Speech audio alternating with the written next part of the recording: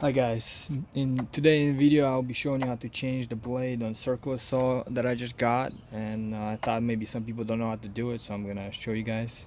It's pretty simple. First you want to do, find this button right here. So you're gonna push it down while pulling this. So I don't know how you want to do it, but figured it out. Push it. That's how I'm doing it. And then you want to get this tool that comes with it, or the Allen wrench, and go counterclockwise. Go this way and just keep undoing it until it becomes really easy. Then you take this bolt off. Just remember how you took it out, and this two comes out with these two and this one.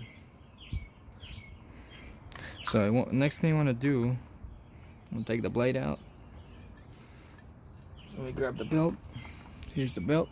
As you can see, the arrows, you want the arrows to match with this arrow.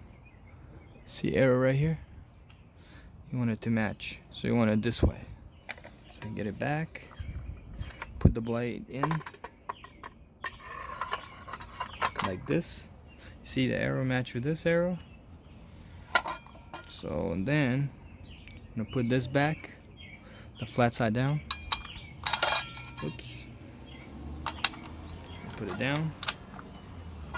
Then you want this with the deep end down, so this side like this, and the screw. Just tighten it up as much as you can.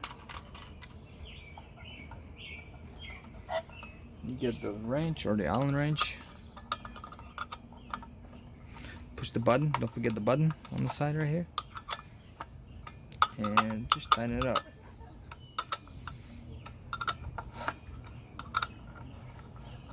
And that's how you change the blade on the circular saw, guys. That's it. And have a nice day.